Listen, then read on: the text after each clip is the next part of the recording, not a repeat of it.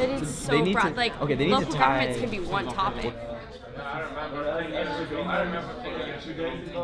Somalia, awesome. What's up? What do you want to talk about our paper? Yeah. Okay, so BYU has won the New York Conference 13 years in a row.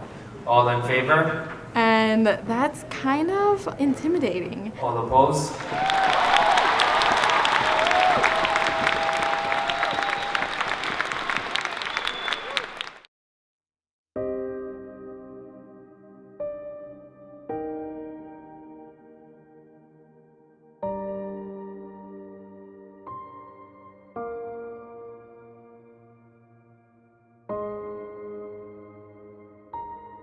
There's always going to be a reason for something to fail. I didn't want COVID to be the excuse for Model United Nations at BYU to fail. A lot of people are experiencing burnout, and there's kind of a sense of self-preservation.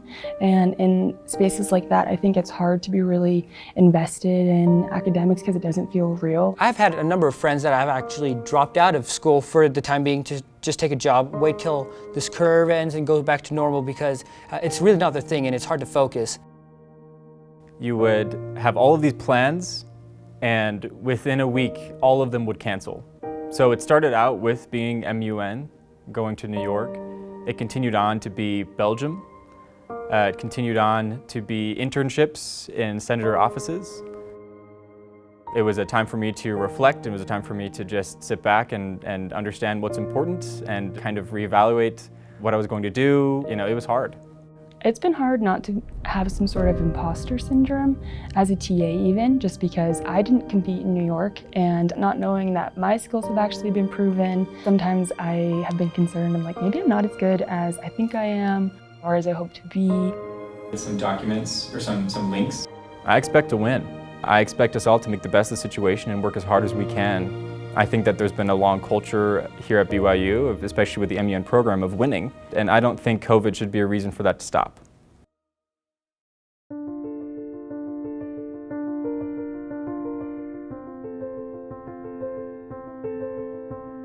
As someone who grew up in a more rural area, I've always been sensitive to how can we be more inclusive of those areas.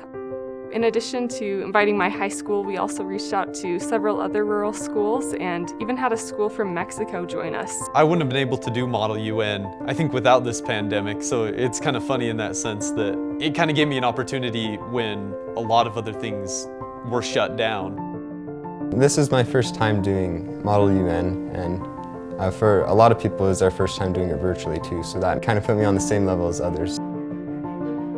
I remember hearing about this faraway virus, and then the next day I was packing all my stuff up and never went back to school for like the next 5 months. But I think when we really kind of just noticed to take it seriously was when the governor came out and like halted all like after school activities. I just remember being with my friend Natalie, emailing, conference after conference and just never hearing back.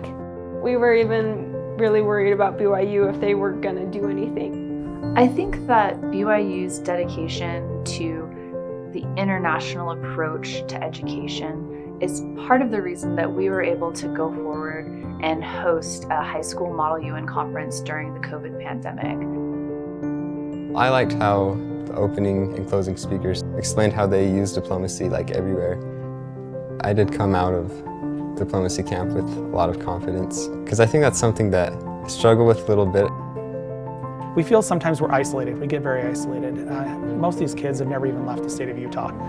And to be able to experience something, especially on a global scale, is a dynamic that we just don't get to work with every day. I think that the software that they used was really cool, to be able to move around, talk to other people in that way. It was just me staring at my camera while I had like a little note to the side of my computer of stuff I wanted to say. What is taught from an experience like this, like Model UN, is a way where they're able to work out different types of global issues. I think that our world needs more opportunities like this right now. Our classrooms need more opportunities like this right now.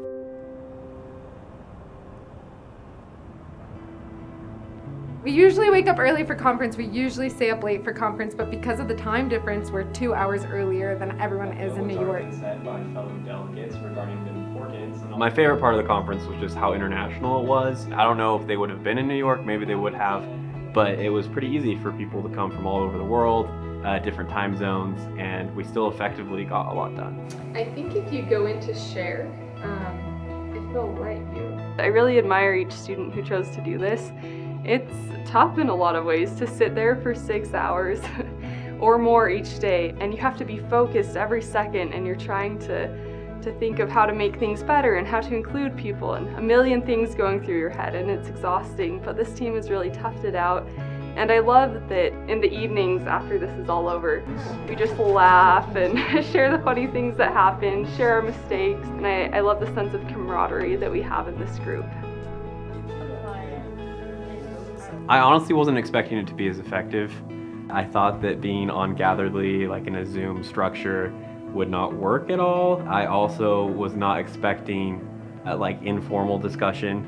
And by the end, like everyone seemed like they're good friends. Everyone was comfortable with each other. Meeting for the purpose of a 25-minute caucus. At first it is hard to do it online, but if two people are struggling with the same thing, it actually brings people closer together. Us to speak, and we would like to hear as many opinions as possible. I was really impressed by the students' ability to work the virtual rooms and still be able to get to know other delegates and make friends and get their points across and write their papers together, and I was really impressed with the organization and how they were able to execute this pretty seamlessly with very little technical difficulties or errors. So last time we talked, we discussed what type of I'm still glad I did it because I was able to see the process of a Model UN conference and how it unfolds, and it did make me more excited for the future when I get to do it in person.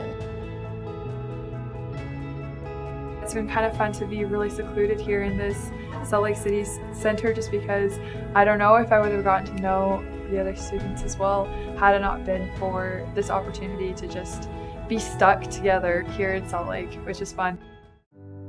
They were in a format where there was no such thing as one-on-one. So if they wanted to make a deal with somebody, rather than being able to do it on the side, they had to make the deal in front of everybody and pitch their point of view in front of everybody, which I think in a way caused them to be better negotiators than they otherwise would have been.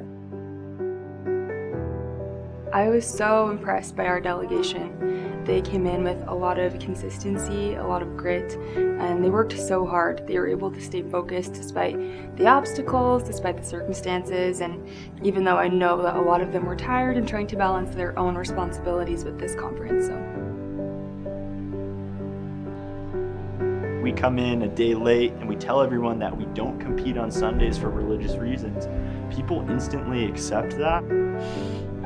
I'm glad you wrote that down. I hope that when we walk away from NMUN this year, that our students are able to understand that even when they don't see the path forward with a project that they're given, I have to pause because I just heard them cheering. I think they just won an award.